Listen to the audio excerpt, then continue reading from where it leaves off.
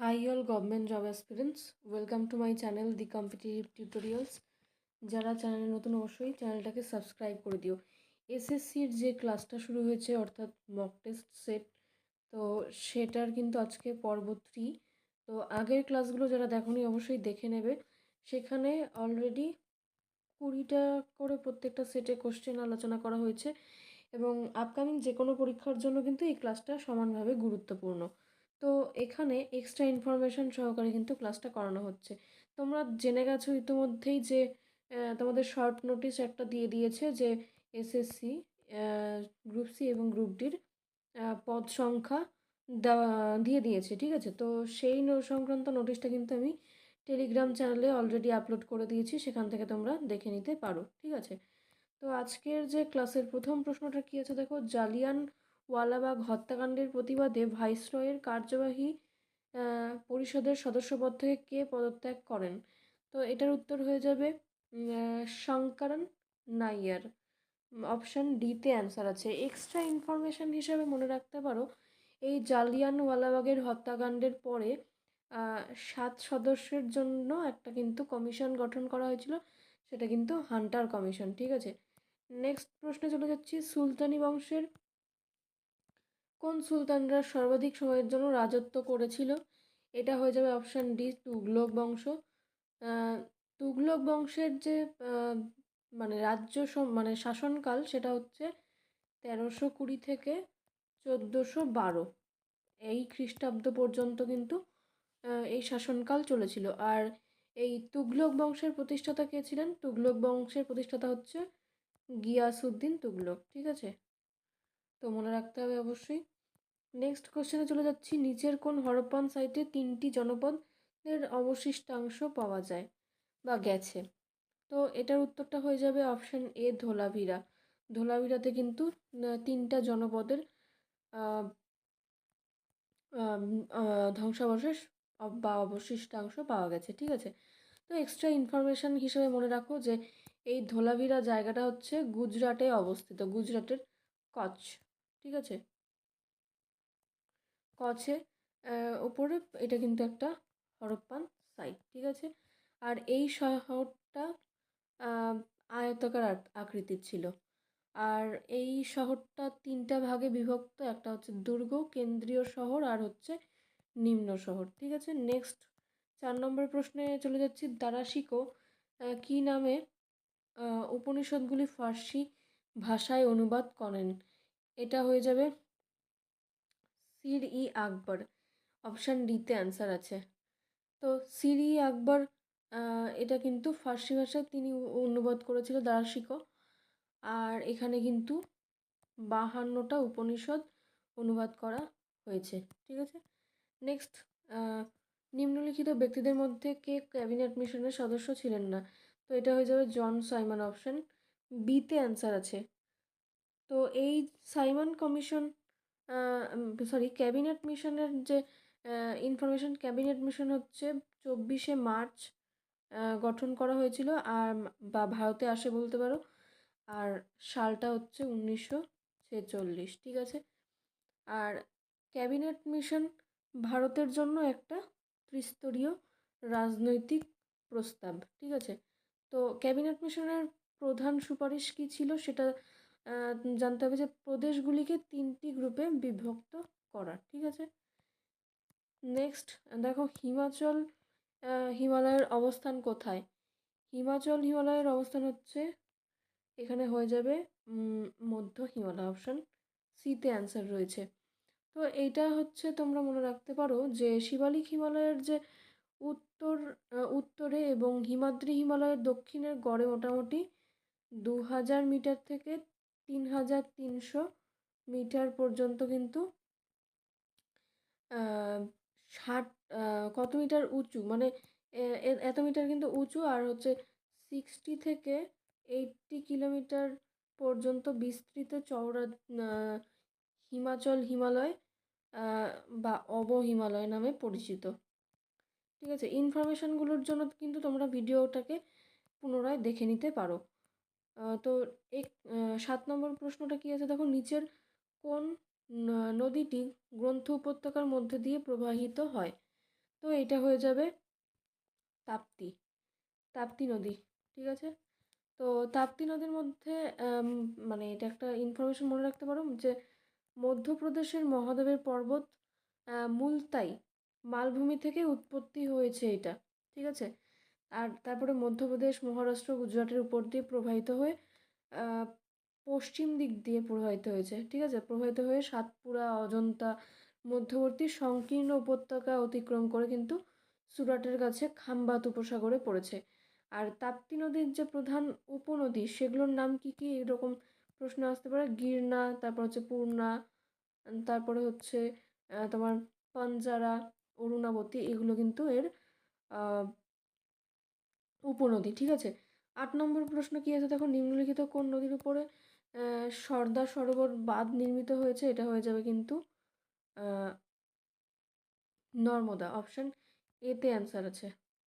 তো আরও extra information হিসেবে মনে রাখতে পারো, সর্দার সরোবর বাঁধ হচ্ছে পৃথিবীর দ্বিতীয় বৃহত্তম বাঁধ, যা নর্মদা নদীর উপরে নির্মিত হয়েছে এবং ভারতের কোথায় আছে? ভারতের কিন্তু গুজরাট। ঠিক আছে, গুজরাটের মধ্যে অবস্থিত। নর্মদা বাঁচাও যে আন্দোলন, এটার সাথে সম্পর্কিত একজন, তিনি হলেন কিন্তু মেধা পটেকার। তিনি কিন্তু এর প্রধান নেত্রী। ঠিক আছে, এরকম প্রশ্ন আসে। তো নেক্সট প্রশ্নে চলে যাচ্ছি। 9 নম্বর কি আছে দেখো, ভারতের সর্বাধিক খনিজ সম্পদ পূর্ণ শিলা সিস্টেম হলো কোনটা? হয়ে যাবে এটা হয়ে যাবে কিন্তু ধারওয়া সিস্টেম। এটা হচ্ছে ভারতের সব থেকে প্রাচীন রূপান্তরিত শিলা। ঠিক আছে, এটা হচ্ছে ভারতের সব থেকে প্রাচীন বা ওল্ডেস্ট বা এনসিয়েন্ট বলতে পারো রূপান্তরিত শিলা। ঠিক আছে, নেক্সট প্রশ্নে চলে যাচ্ছি। 10 নম্বর কি আছে দেখো, কোন জোড়াটা বেমানান? তো এটা হয়ে যাবে পুগা, হিমাচল প্রদেশ, এটা কিন্তু বেমানান। তো এখানে হচ্ছে পুগা যে উপত্যকা, এটা কিন্তু লাদাখে অবস্থিত। আর এটা কিন্তু ভূতাপীয় শক্তির জন্য বিখ্যাত, তার জন্য এটা কিন্তু হয়ে যাবে বেমানান, মানে অড। ঠিক আছে, নেক্সট প্রশ্নে চলে যাচ্ছি। নিম্নলিখিত কোন বন্দরটি পূর্ব উপত্যকায় বা পূর্ব উপকূলে অবস্থিত নয়? এটা হয়ে যাবে কান্ডালা। ঠিক আছে, পূর্ব উপকূলে যেগুলো অবস্থিত সেগুলো হচ্ছে ধরো চেন্নাই, তুতিকোরিন, তারপর রয়েছে কলকাতা, পারাদ্বীপ রয়েছে, বিশাখাপত্তনম রয়েছে, এগুলো। ঠিক আছে, তো নেক্সট 12 নম্বর প্রশ্নে চলে যাচ্ছি। গ্লাস বা কাঁচ নিচের কোন দ্রবণে বা অ্যাসিডে দ্রবীভূত হয় না? এটা হয়ে যাবে এইচএফ বলতে হাইড্রোফ্লুরাইড অ্যাসিড। এটা হচ্ছে অত্যন্ত একটা ক্ষারীয় অ্যাসিড, যা অনেক উপাদানের বিশেষ করে অক্সাইডে দ্রবীভূত করতে সক্ষম। ঠিক আছে, তো এটা তোমরা মনে রাখতে পারো। আর HNO3-র ফুল ফর্ম হচ্ছে নাইট্রিক অক্সাইড। এটা কিন্তু অ্যাকোয়া ফর্টিস নামে পরিচিত বা স্পিরিট অফ নাইটার, এটাও কিন্তু বলা হয় একে।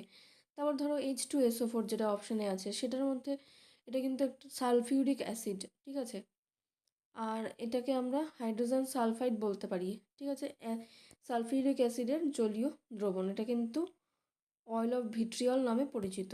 ঠিক আছে, নেক্সট 13 নম্বর প্রশ্ন দেখো কি আছে, সব থেকে ভারী মৌল হচ্ছে হয়ে যাবে অ্যান্সার ইউরেনিয়াম, অপশান ডিতে অ্যান্সার আছে। তো এই ইউরেনিয়াম সব থেকে ভারী মৌল, আর এটার পারমাণবিক ভর কত? 238। ঠিক আছে, পারমাণবিক চুল্লিগুলিতে এটা কিন্তু ব্যবহার করা হয়। আর সোনা হচ্ছে সব থেকে নমনীয় ধাতু। ঠিক আছে, মনে থাকবে। তো নেক্সট প্রশ্নে চলে যাচ্ছি। রক্তের গ্রুপের আবিষ্কারককে? এটা হয়ে যাবে কার্ল স্টেইনার। তিনি কিন্তু 1901 সালে কিন্তু এই রক্তের গ্রুপ আবিষ্কার করেছিল। আলেকজান্ডার ফ্লেমিং, এই অপশানটাও আসে, তিনি কিন্তু পেনিসিলিন আবিষ্কার করেছিল। ঠিক আছে, নেক্সট আলেকজান্ডার ফ্লেমিং হয়ে গেল। তারপরে হচ্ছে রবার্ট কচ, তিনি কিন্তু যক্ষার যে ব্যাকটেরিয়া সেটা কিন্তু আবিষ্কার করেছিল। ঠিক আছে, আচ্ছা, এবার উইলিয়াম হার্ভে, তিনি কিন্তু রক্তের যে ফার্স্ট সঞ্চালনা তিনি কিন্তু আবিষ্কার করেছিল। রক্তের সঞ্চালন ব্যবস্থা তিনি দেখিয়েছিল, অর্থাৎ Humphry Davy, William Harvey. William Harvey, এটা তোমরা মনে রাখো। নিচের কোন ভিটামিনটা ভিটামিন বি কমপ্লেক্সের সদস্য নয়? এটা হয়ে যাবে অ্যাসকর্বিক অ্যাসিড। এটা কিন্তু ভিটামিন সি এর রাসায়নিক নাম, ঠিক আছে। ফলিক অ্যাসিড, এটা কিন্তু মহিলাদের ক্ষেত্রে খুবই গুরুত্বপূর্ণ একটা উপাদান। তারপরে রয়েছে ভিটামিন বি2, এটাকে বলা হয় হচ্ছে রাইবোফ্লাভিন। তারপরে বি3 নিয়াসিন হয়ে যাবে এর রাসায়নিক নাম। তারপরে ধরো ভিটামিন বি5 হচ্ছে প্যান্টোথেনিক অ্যাসিড। তারপরে ধরো বি7, এটা হয়ে যাবে বায়োটিন, ঠিক আছে, বায়োটিন বা ফলিক অ্যাসিড যেটা। বি12 হচ্ছে সাইনোকোবালামিন, ঠিক আছে। এগুলো কিন্তু রাসায়নিক নাম, এগুলো কিন্তু মনে রাখতে হবে। ছত্রাক হলো এমন একটা উদ্ভিদ যার অভাব হচ্ছে কিসের? তার কিন্তু ক্লোরোফিল থাকে না, অর্থাৎ অপশন সিতে অ্যান্সার আছে। তারা কিন্তু নিজের খাদ্য নিজেরা তৈরি করতে সক্ষম নয়, ঠিক আছে, মানে শালক সংশ্লেষ তাদের হয় না, এভাবে মনে রাখতে পারো। নেক্সট দেখো কি আছে, কাভাদি বা কারাগাম কোন রাজ্যের সাথে যুক্ত? এটা হয়ে যাবে তামিলনাড়ু। এটা কিন্তু উৎসব, ঠিক আছে। তো তামিলনাড়ু রাজ্যের কয়েকটা উৎসব মনে রাখতে পারো, হচ্ছে পোঙ্গাল, এটা কিন্তু ফলের উৎসব। তারপরে আছে দেখো পুথান্ডু, এরকম একটা উৎসব রয়েছে, সেটা হচ্ছে নিউ ইয়ারের দিন, মানে তামিল নিউ ইয়ারের দিন কিন্তু পালিত হয়, ঠিক আছে। তো এরকম টাইপের জিনিস তোমরা মনে রাখতে পারো। নেক্সট হচ্ছে নিম্নলিখিত কোন স্থানে গোল গম্বুজ অবস্থিত? এটা হয়ে যাবে অপশান ডি কর্ণাটকে কিন্তু গোল গম্বুজ অবস্থিত। আর এটার সাথে সম্পর্কিত তিনি হলেন মোহাম্মদ আদিল শাহ। তিনি কিন্তু এটা কিন্তু তৈরি করেছিল। ভারতের বৃহত্তম গম্বুজ যেটা, সেটা কিন্তু গোল গম্বুজ কোথায় অবস্থিত পেলে? কর্ণাটকে। আর এটা হচ্ছে সমাধি, আদিল শাহর সমাধি 1600, লিখে দিচ্ছি 1627 থেকে 1656, মানে 57তে তার সমাধি দেওয়া হয়। তারপরে দেখো 19 নম্বর প্রশ্ন কি আছে, নিম্নলিখিত কোন ব্যক্তি বলেছেন ভারত একটি আধা ফেডারেল রাষ্ট্র? তো এটা হয়ে যাবে কেসি হয়ার, ঠিক আছে, অপশন ডিতে অ্যান্সার আছে। নেক্সট প্রশ্ন কি আছে দেখো, ভারতীয় সংবিধানের স্বাধীনতার অধিকার কোন ধারাতে রয়েছে? এটা হয়ে যাবে 19 থেকে 22, অর্থাৎ অপশান এতে অ্যান্সার আছে। তো এটা তোমরা মনে রাখতে পারো। ভারতের সংবিধানের যে 42তম সংবিধান সংশোধনীর মাধ্যমে 4-এর যে এ নম্বরে মৌলিক কর্তব্য যোগ করা হয়েছিল, এবং পার্ট 5-এ ইউনিয়নের যে কার্যবাহী সংক্রান্ত যে তথ্য, সেগুলো কিন্তু তার মধ্যে ছিল, ঠিক আছে। তো আজকের ক্লাসটা এখানেই শেষ করছি। দেখা হচ্ছে পরবর্তী লেসনে। যারা পিডিএফ ব্যাচে জয়েন করতে চাইছো তারা এই নম্বরে হোয়াটসঅ্যাপ করতে পারো, ডিটেলস টেলিগ্রাম চ্যানেলে দেওয়া থাকলো। Thanks for watching and all the best for your upcoming exam.